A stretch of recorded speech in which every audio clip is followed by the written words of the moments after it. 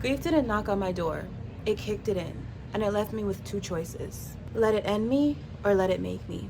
This is how I turned the darkest moment of my life into the beginning of everything.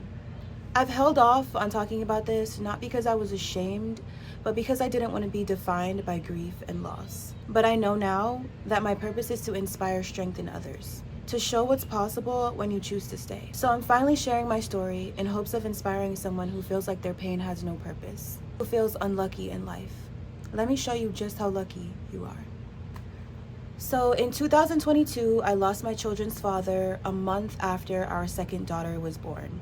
It was sudden and unexpected. One day he was here, caring for us, providing, protecting, and the next day he was gone. I didn't understand why this was happening to me. I loved him, I loved our family. We were finally getting to a place of peace and unity. I tried to do everything right. I was a good mom, I kept our home peaceful, happy, and warm, and still I lost everything. Immediately after burying him, I was battling postpartum depression, grieving the love of my life, and now caring for two tiny souls who were also grieving on their own. The days blurred and the nights got really heavy.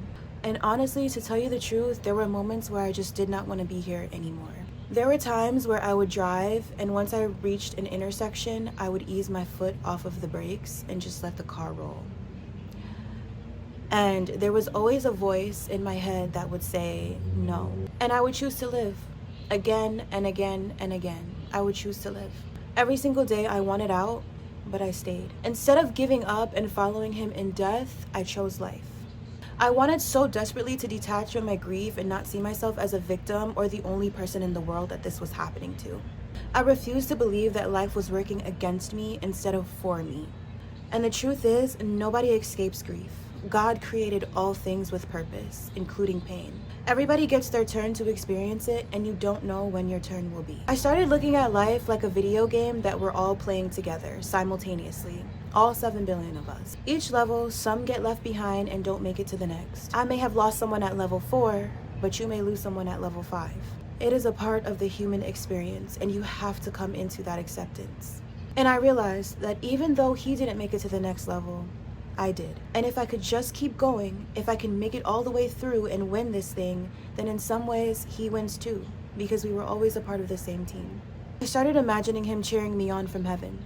So I had to give him something to cheer for. I'm still in the game, and that alone is a gift. So I made gratitude my foundation. Gratitude for still being in the game, for still being here, for still getting to live life. So you know what I did? I moved. I worked out. I set goals, big and small. Not because I wanted to be the strongest person in the gym, but because I needed to in order to survive. At first it was a distraction, but then it became my lifeline. A daily ritual of reclaiming my body, my power, and my purpose. And you know, at first I felt betrayed by God. I felt abandoned. I questioned everything, but I didn't rush to make peace. I waited and I listened. I let myself find my way back to his voice when I was ready. And when I did, I found depth, clarity, and understanding. I finally understand God's love. In my grieving process, I also discovered the hero's journey.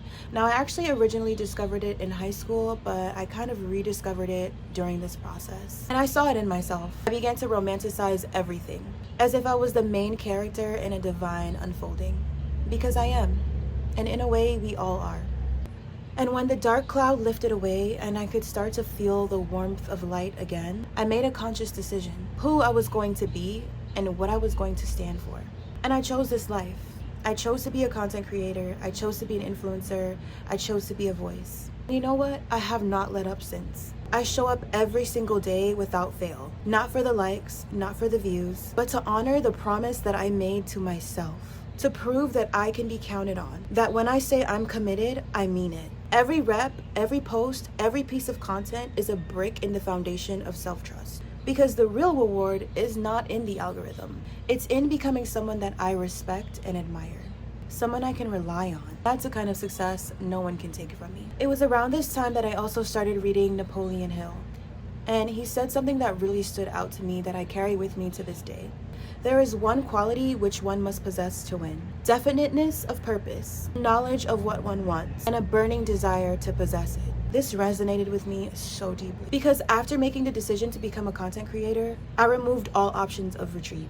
Every single day I wake up final on that decision. The ability to choose and never retreat is what separates winners from everybody else. I had to decide to be a winner.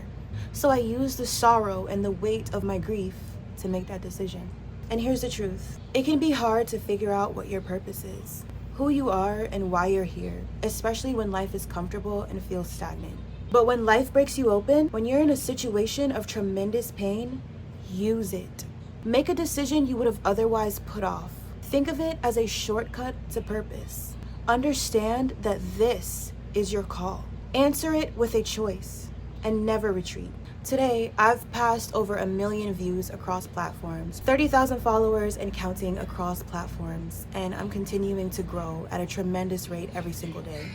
I became the athlete I always dreamed of being, not because it was easy, but because I refused to let the grief decide for me. I did the inner work. I made my life a safe place to heal.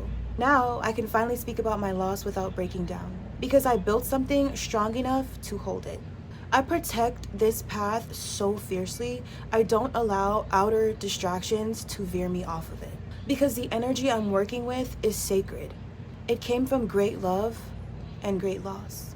And for that, I will not waste it. Not on distractions and not on anything that does not serve the vision that I'm building. So I just want to say that if you're hurting right now, if you're experiencing your own grief and your own loss, please know that you can transmute that pain. You can build something from it. You can rise. You can become something unimaginably powerful through it. So don't rush. But when you're ready, decide. One decision repeated without apology will change the outcome of your life. So use your pain to decide what that will be.